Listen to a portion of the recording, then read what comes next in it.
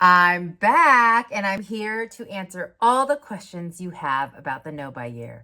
I am obsessed with the Know by Year and I have all the questions that you asked me, all the questions I get asked the most, and we're going to run through them and give you all the answers. I am Casey and welcome to Style School.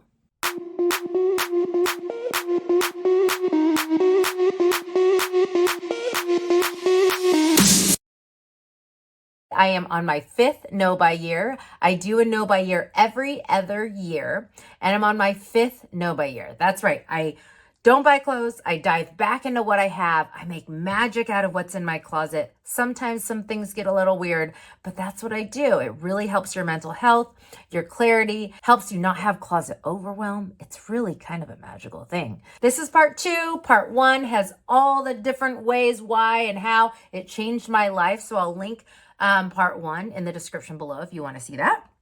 And this is part 2. If this is your first time here, I'm Casey. I'm your fashion bestie. I help you get unstoppable style confidence. And this all started in 2017 when I decided to do a Know by Year. Okay, my first question I get is, do I have a massive closet? I do not have a massive closet.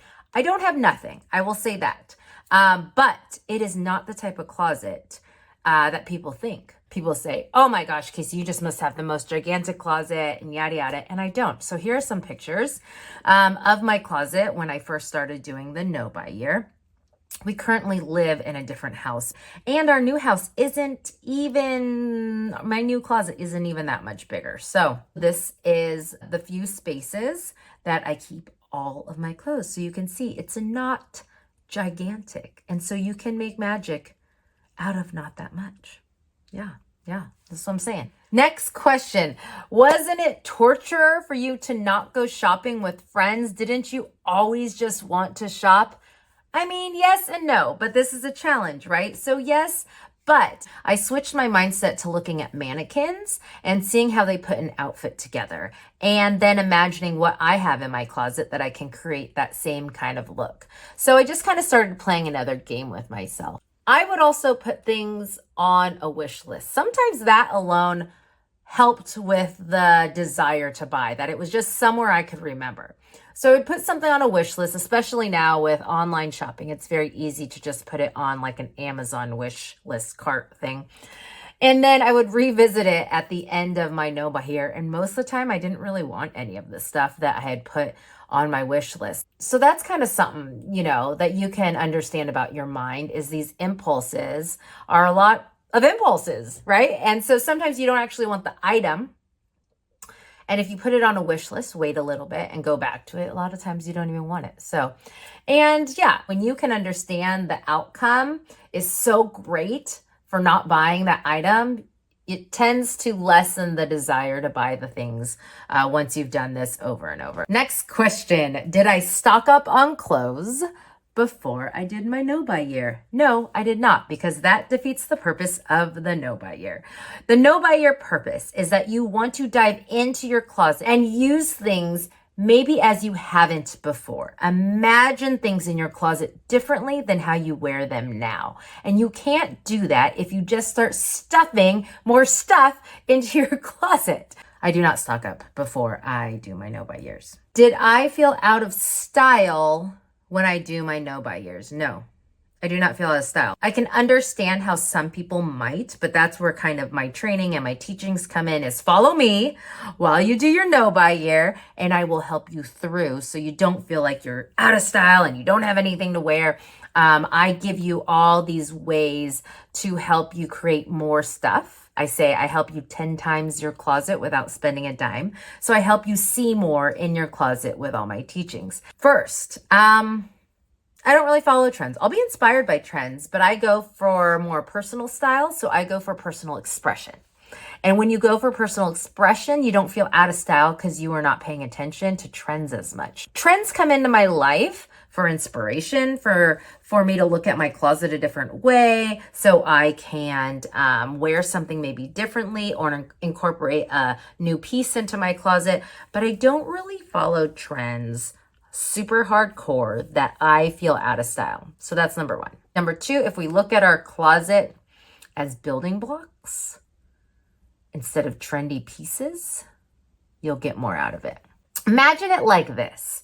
Imagine your closet is building blocks like Legos. Essentially, the basics to all Lego sets are kind of the same, and they teach you all different ways to make it. So if they come out with a new Star Wars set, if they come out with a new Hello Kitty set, essentially a lot of those blocks look the same. Sure, there's little added ones, specialty ones added in there, but some of the main items are all the same. So if you look at that as your closet and you look at that it's all just building blocks and you need to get inspiration on how to wear them differently in different ways, then you won't buy so much. You might buy little things here and there, but really ultimately you need to see the picture, the inspiration of how to just combine different things in your closet, the same things in your closet that you have, but just differently into different outfits. Another way you can think about this is if your closet is a bunch of food, right? In a pantry. If you already have potatoes, you're not going to go out and buy a whole bunch of other potatoes. You're going to try to use the ones you have. And a potato can be mashed. It can into mashed potatoes. It can be cut into fries. It can be cubed into stew. It can be used in so many different ways and they come out different. Same with the pieces in your closet. The pieces are there. You just need the inspiration and just be shown how to use them in different ways. So maybe you need the inspiration, AKA the recipe, to be shown how to use them. I have way more on this. I'll try to link a video below on how to get more inspiration and make more out of your closet. So ultimately, the question was, did I feel out of style? So the most thing I ever get asked is, did you really not buy anything? And the answer is mostly yes. Okay, I have been doing this since 2017. So 2017 and 2018, I went back to back. So I did 2 years. I then did it in 2021, 2023, and now we're in 2025. So every year has had its own rules. No buying any clothes. If I wanted something, I had to sew it, and I can accept minimal gifts. And my undergarments got a little, worn. So I could buy undergarments. I can buy replacements. So for example, if my black strappy heels broke, I could buy new black strappy heels. I could take an item from my online store. I had an online store at the time if it wasn't selling, but I had to show people different ways to wear it in hopes that it would sell. That year I was also pregnant, so I bought maternity clothes, but they had to be things I could wear after pregnancy too. I said if I threw out or donated something, I could buy something new, but it had to fit my new casual mom vibe. It couldn't be anything overly fancy. And this year, 2025, my initial rule was that I could only get things from Clothing Swap if I also donated into the Clothing Swap.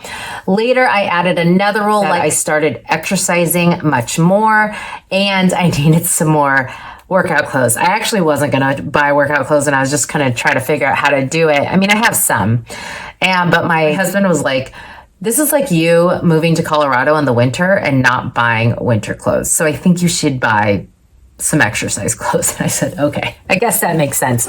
So I do buy very minimal things and just things that, add exactly to my wardrobe where I need them, not in excess. And of course, the famous rule of if I wanted it, I could sew it. I did very good almost every year. If you want my breakdown of what I did, how I did, and the mix of it, you can go to my Substack, which I'll post down below, which breaks down every year and if I was successful or not. Mostly I was.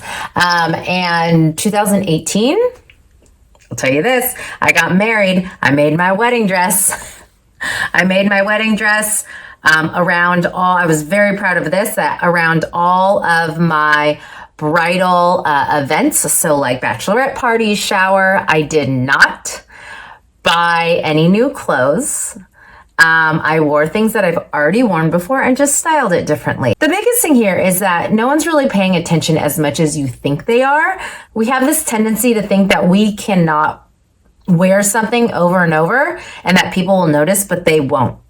Like, I've worn so many things over and over, and you can style it differently. You can not even style it differently. People are not paying that much attention to what you're wearing because they're all worried about themselves. And if they are worried about what you're wearing too much, then who cares? F them. It's their own problem. But remember that you can wear things over and over. People are not paying attention as much as you think they are.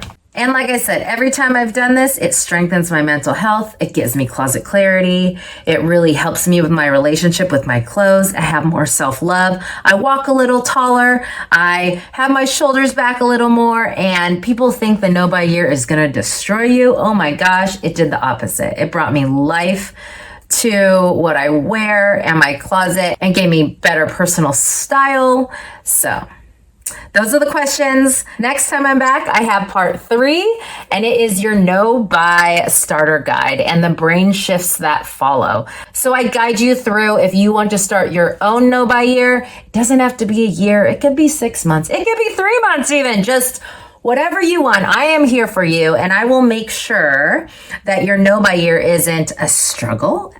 At least I hope, and that it is joyful and that you come out on the other side more happy, more confident, and just a better relationship with your closet. All right, until next time, I'm Casey, your fashion bestie. Give me a follow for unstoppable style confidence. You got this. I'll see you next time.